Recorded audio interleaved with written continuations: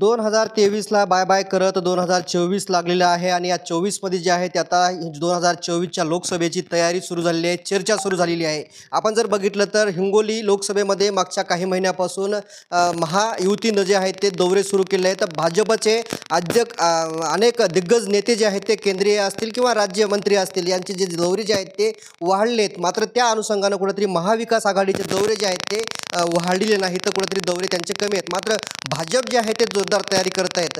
त्याचबरोबर दोन्ही महाविकास आघाडी असो या महायुती असो यांचे लोकसभेचे उमेदवार जे आहेत ते गुडघ्याला बाशिंग बांधून तयार आहेत.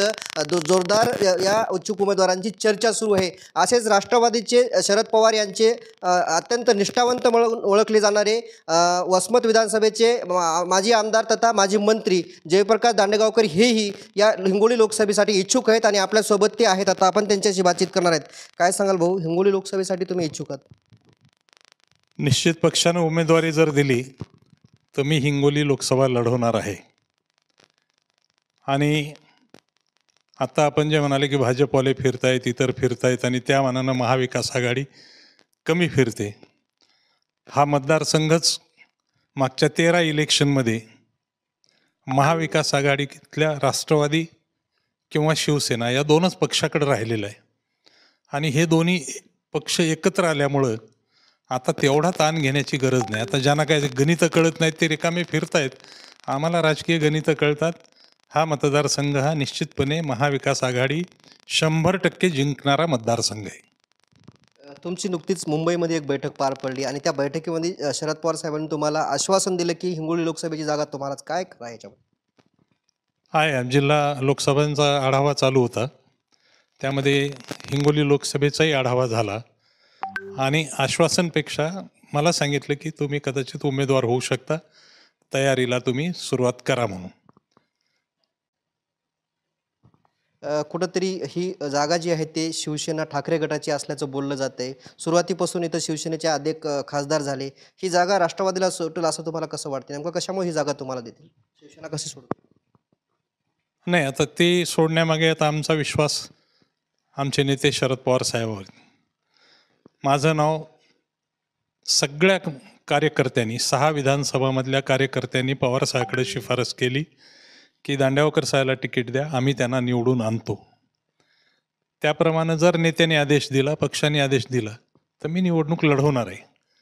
जागा जरी शिवसेनेची असली तरी आता तडजोडीमध्ये मोकळं बसून वर्तमानपत्रात जे गाजावाजा करतायत की 23 जागा याला आणि 12 जागा त्याला, प्रमुखांनी एकत्र बसायला पाहिजे आणि कोणत्या पक्षाचं कोणत्या कार्यकर्त्याचं इलेक्टिव्ह मेरिट आहे हे बघूनच त्याला जागा सोडायला पाहिजे.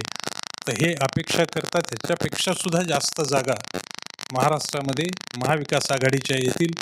जनतेमध्ये भाजपच्या जाहिरातबाजी वर्किंगचं प्रचंड नाराजी आहे. लाभ हे फक्त वर्तमानपत्रामध्येच मिळत आहेत, कागदावर मिळत आहेत. प्रत्यक्षामध्ये लोक भारतीय जनता पक्ष आणि आता जे हे महायुती आहे यांच्या सरकारला कंटाळलेले आहेत. म्हणून महाराष्ट्रात आणि हिंगोलीमध्ये महाविकास आघाडीचाच विजय होणार आहे. आपण जर बघितलं तर हिंगोली लोकसभेची जेव्हा निर्मिती झाली तेव्हा ही जागा राष्ट्रवादी होती. मात्र काही कालावधीनंतर ही जागा जी आहे ते ठाकरे शिवसेनेकडे गेलेली आहे. हे नेमकं काय समीकरण आहे? नाही, इथं ज्या काही लढाई झाल्या त्या शिवसेना, काँग्रेस आणि राष्ट्रवादी. कधी काँग्रेसने लढवली, इथं काँग्रेसचे उत्तमराव राठोडजी 3 वेळा प्रतिनिधित्व केले. त्यानंतर मग गुंडेवार साहेब शिवसेनेचे आले. पुन्हा जागा ही राष्ट्रवादीकडे आली. सूर्यकांताताई 2 वेळा आल्या. त्यानंतर शिवाजीराव माने वानखेडे एक वेळ खासदार राहिले. एक वेळ आता हेमंत पाटील राहिलेले आहेत. त्याच्यामुळं फाईट ज्या आहेत ह्या इथं शिवसेना आणि राष्ट्रवादीमध्ये झालेल्या आहेत. आता जेव्हा काँग्रेस, शिवसेना आणि राष्ट्रवादी एकत्र लढते तर 70 ते 75% मताच्या फरकानं हिंगोली लोकसभा निघेल असा मला विश्वास आहे. ठाकरे साहेबसुद्धा सगळ्या उमेदवाराची चाचपणी करतायत. इव्हन राष्ट्रवादी कोणते उमेदवार देत आहेत ही माहिती त्यांनी त्यांच्या बैठकीमध्ये सुद्धा घेत आहेत. म्हणजे माझं मत आहे की पूर्ण विचारपूर्वक उमेदवारांची छाननी करूनच महाराष्ट्रामध्ये सगळे तिन्ही पक्षाकडून उमेदवार दिले जातील. आपण जर बघितलं तर आपण सुरुवातीपासून बघितलं तर शिवाजी महाराजांनी शिवसेनेला सोडलं, त्याच्यानंतर सुभाष वानखेडेनं शिवसेनेत सोडलं, पुन्हा शिवसेनेत आले, आता हेमंत पाटलांना शिवसेना सोडलं. म्हणजे उद्धव ठाकरेच्या शिवसेनेला काहीतरी ग्रहण म्हणावं लागेल का हिंगोलीमध्ये? म्हणायला काही हरकत नाही, कारण आत्तापर्यंत जेवढे आले, पहिल्या 91च्या खासदारापासून ते आत्तापर्यंतचे आले शिवसेनेकडून, पण त्यांना दुसऱ्या पक्षाचंच आकर्षण वाटलं.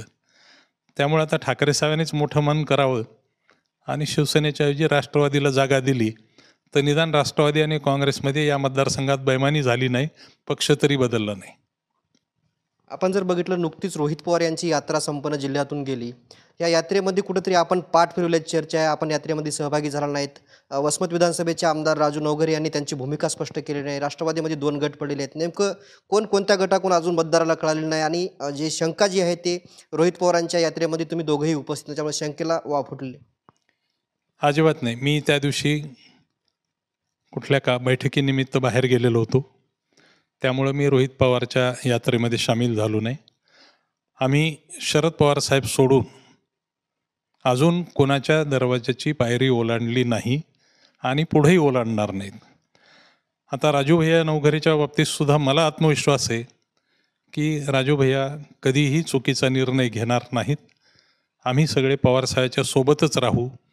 मतदारसंघाच्या विकासासाठी काही गोष्टी कराव्या लागतात, त्यामुळं आमदार म्हणून त्यांना काही कुणाकडे जावं यावं लागत असेल, कारण ती बाब वेगळी. पण राजू भैयासुद्धा राष्ट्रवादीसोबत, शरद पवार साहेबांसोबत आहेत, हा मला विश्वास आहे.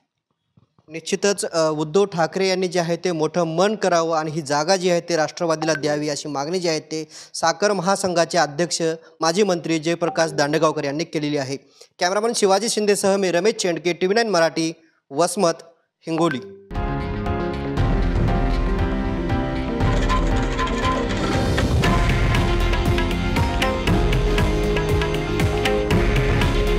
हे आहे देशातील नंबर 1 न्यूज नेटवर्क आणि आपण पाहत आहात TV9 मराठी. काळजी तुमची, हित महाराष्ट्राचं.